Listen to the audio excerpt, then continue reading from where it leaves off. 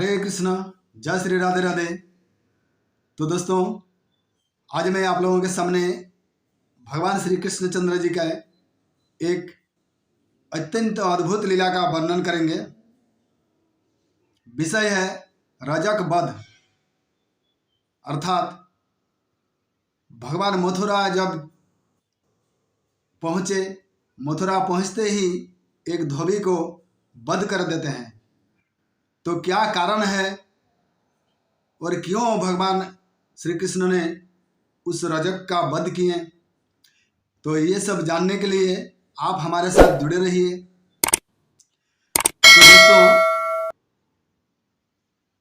जिस समय बलराम और श्री कृष्ण गोकुल से अक्रूर के रथ में मथुरा पहुंचे, तो नगर के बाहर ही अक्रूर जी को बोले श्री कृष्ण ने कि अक्रूर जी, आप यहीं पर रथ को रोक दीजिए। अतः हम लोग दोनों भाई नगर की शोभा देखते हुए मथुरा की ओर जाएंगे।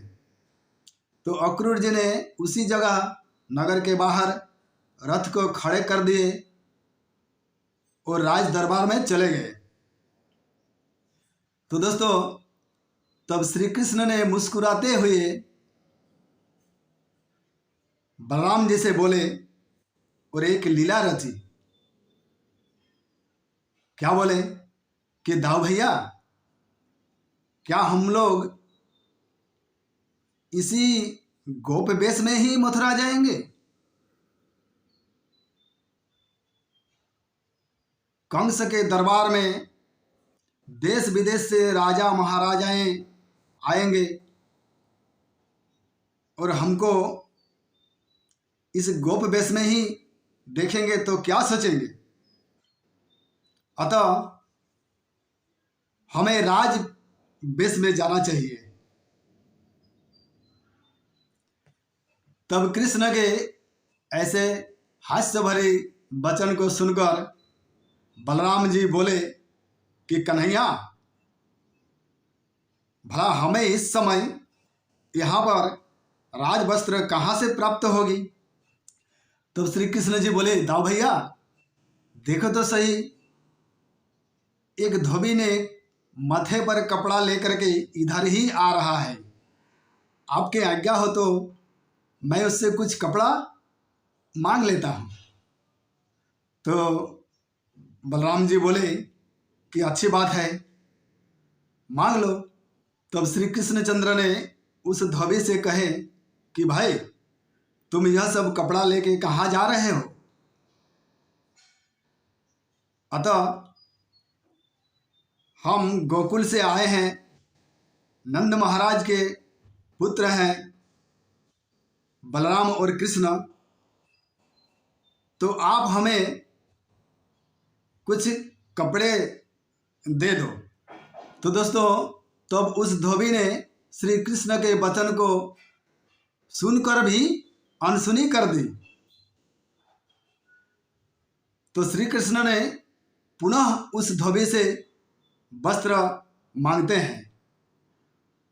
तो वह दुर्मुखा नाम का धोबी अत्यंत क्रोधित होकर के श्री कृष्ण और बलराम जी से कहने लगे कि मैं यह कपड़ा राज दरबार में ले जा रहा हूँ, राजा कंस के वहाँ पर, और जिस कपड़ा को राजा कंस पहनता है वह कपड़े को पहनने का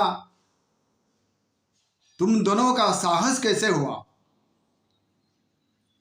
एवं तुम दोनों गोकुल में गाय बछड़ों को चराते हो और नंद के बाधा ढोते हो। तुम्हारा तो अत्यंत साहस है कि हमसे कपड़ा मांग रहा है। तो दोस्तों, उस पर श्री कृष्णचंद्र जी ने बोले, भाई, भगवान ने पुनः बोले क्रोधित न होते हुए, भाई हमको कृपा करके अगर वस्त्र तुम देते हो तो उसी वस्त्र को पहन करके महाराज कंस के वहां जाएंगे। तब कृष्ण के वचन सुनकर उस धोबी अत्यंत क्रोधित हो गया और बोला कि एक सिंह का वस्त्र सियार पहनना चाहता है तथा बगुला होकर के तुम हंस बनना चाहते हो और जुगनू होकर के चंद्रमा बनना चाहते हो एवं बासुकी नाग का मणि मेढक होकर के अपने सिर पर धारण करना चाहते हो तथा अनेक अपशब्द उसने बोला। तब दुर्मुखा के अत्यंत कटु वचन सुन करके श्री कृष्ण ने क्रोधित होकर के अपने हाथों से उस दुर्मुखा का सिर काट देता है। भगवान अपने हाथों से ही धोबी के सिर काट दिए। उसे देखकर सभी लोग भागने लगे और एक दूसरे से कहने लगे कि महाराज कंस ने गोकुल से 2 बालक को निमंत्रण में बुलाए हैं और उसने दुर्मुखा नाम का धोबी का हाथों से ही सिर काट दिया है। भागो भागो ऐसा कहते हुए सब भागने लगे। तो दोस्तों, वह धोबी और कोई दूसरा नहीं था। त्रेता युग में श्री रामचंद्र के अवतार के समय वही दुर्मुखा धोबी के कारण भगवान श्री रामचंद्र जी ने माता सीता देवी को 12 वर्ष के लिए वनवास दे दिए थे। तब उस समय बद्ध न होने के कारण वही दुर्मुखा धोबी द्वापर युग में मथुरा में जन्म लिया और राजा कंस का कपड़ा धोने का काम करता था। और भगवान कृष्णचंद्र ने कपड़ा मांगने से वह अत्यंत दुर्वचन कहे भगवान को। उसी से वही त्रेता युग का दुर्मुखा धोबी नाम को भगवान ने अपने हाथों से ही सिर को काट दिए। तो दोस्तों, भगवान कितने दयालु हैं कि उसको अपने हाथों से बंद करके उसका मुक्ति कर दिए। तो मैं इसी जगह वर्णन को समाप्त करता हूँ। जय श्री कृष्ण, जय श्री राधे राधे।